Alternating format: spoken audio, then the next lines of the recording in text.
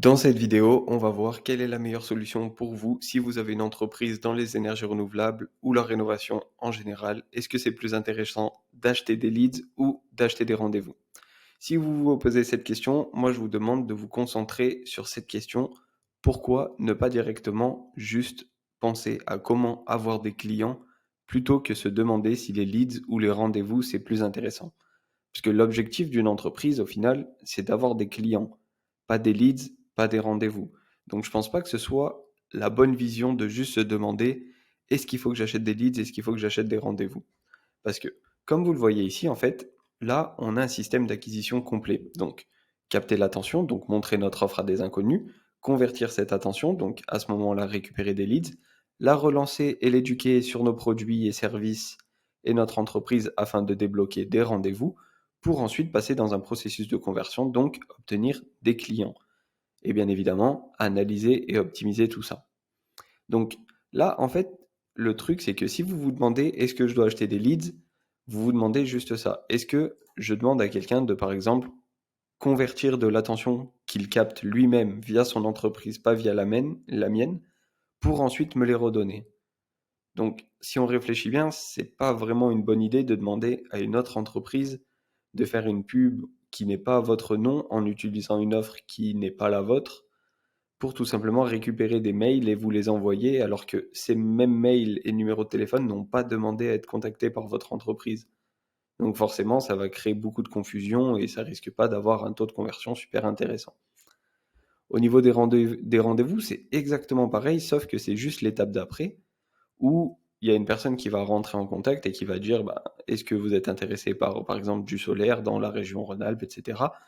Pour dire: «Bah, OK, on peut vous déclencher un rendez-vous». Donc ils vont juste faire cette étape et au final, vous allez arriver dans un rendez-vous avec quelqu'un, bah, qui ne connaît pas votre entreprise, toujours pas, donc vous allez devoir représenter.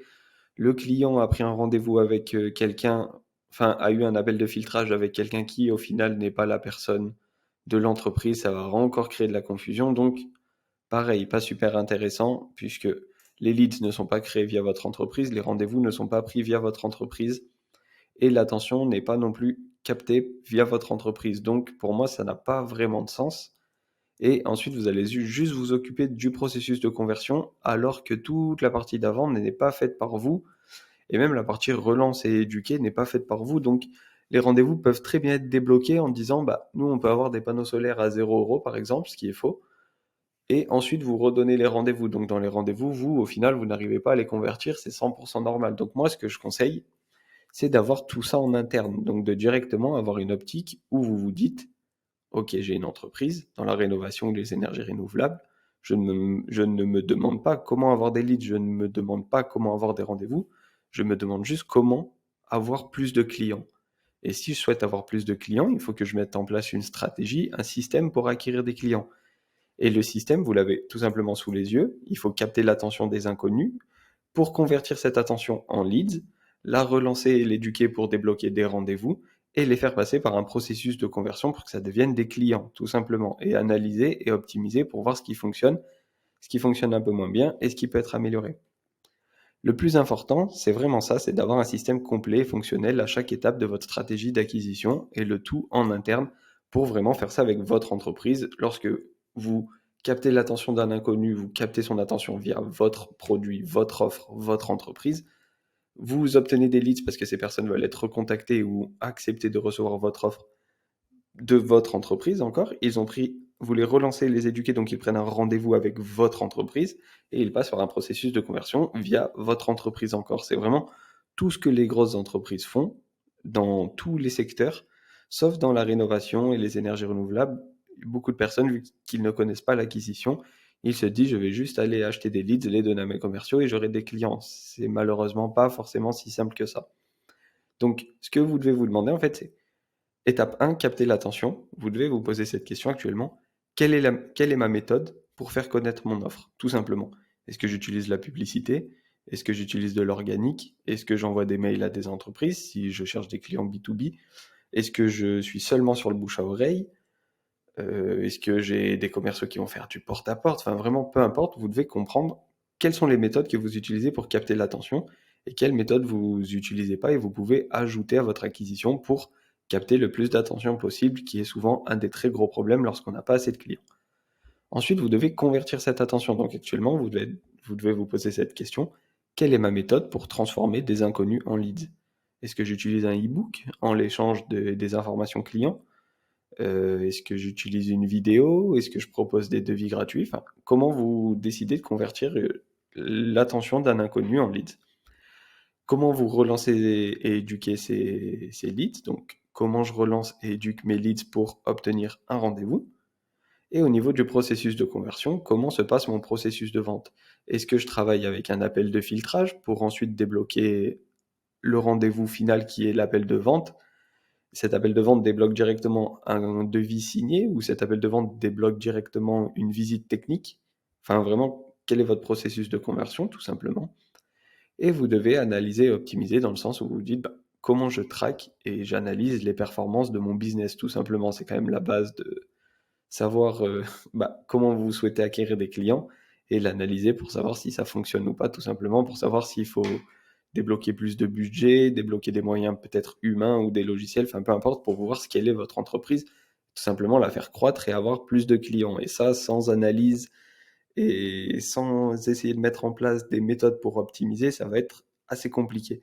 Donc là, vous avez vraiment tout le système d'acquisition complet et lorsque vous voyez ça, en fait, vous vous dites: «Bah, c'est vrai que juste acheter des leads ou des rendez-vous, en fait, bah, c'est pas forcément la clé pour avoir plus de clients». Si on regarde, le rendez-vous se situe plus loin dans le système d'acquisition. Donc vous pouvez sauter toutes ces étapes. Mais comme on l'a vu, de sauter des étapes, c'est des étapes qui sont pas faites via votre entreprise. Donc au final, au plus d'étapes sont sautées, au plus ça peut être compliqué de récupérer le client en cours de route et de le convertir via votre entreprise. Il faut vraiment se dire, c'est comme si un client avait découvert une entreprise, par exemple, dans les pompes à chaleur. Il découvre une entreprise dans les pompes à chaleur. Donc l'attention est captée via cette entreprise. Il remplit un questionnaire via cette entreprise. Il est relancé et éduqué via cette entreprise.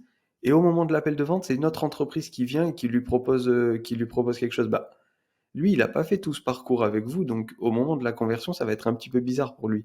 Alors que si tout est fait via votre entreprise depuis le début, bah, vous imaginez bien que c'est beaucoup plus puissant et surtout vous avez beaucoup plus de leviers pour relancer et éduquer dans le sens où vous allez pouvoir montrer des avis clients, montrer votre expertise, expliquer votre vision. Par exemple, si vous êtes dans le solaire, en éduquant via des vidéos ou des ressources en disant: «Bah, attention à ces arnaques, regardez comment fonctionnent les kilowatts crête, regardez combien vous pouvez économiser, voici les prix des installations, regardez les aides disponibles en 2023-2024, l'augmentation de l'électricité, vous allez sûrement payer ça si vous passez pas au solaire».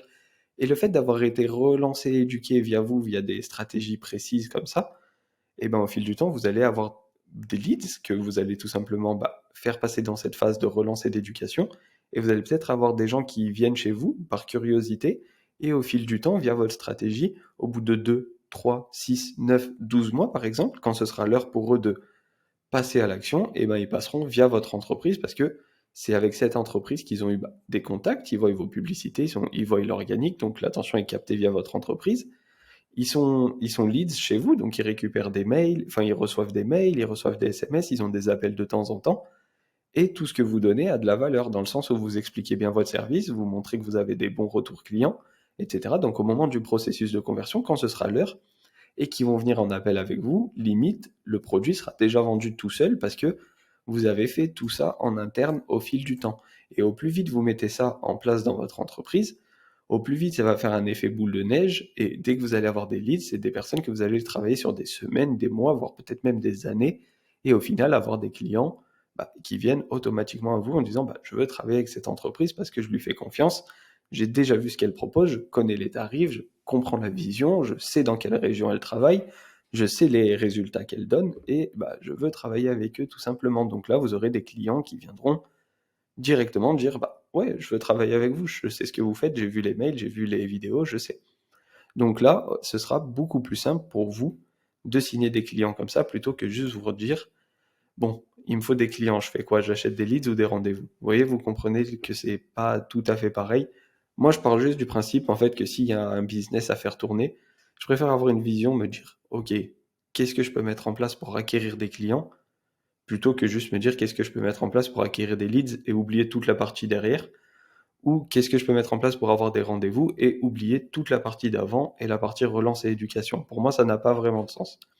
Donc si jamais vous êtes d'accord avec cette vision, vous pouvez aller dans le lien dans la description et récupérer une vidéo complète qui explique tout le système d'acquisition beaucoup plus dans les détails. Donc comment utiliser la publicité, les mails, l'organique, comment créer des leads magnets, quel type de leads magnets vous pouvez mettre en place, comment relancer et éduquer, que ce soit via des mails, des SMS, des appels, et faire passer tout ça dans un processus de conversion pour l'analyser et l'optimiser.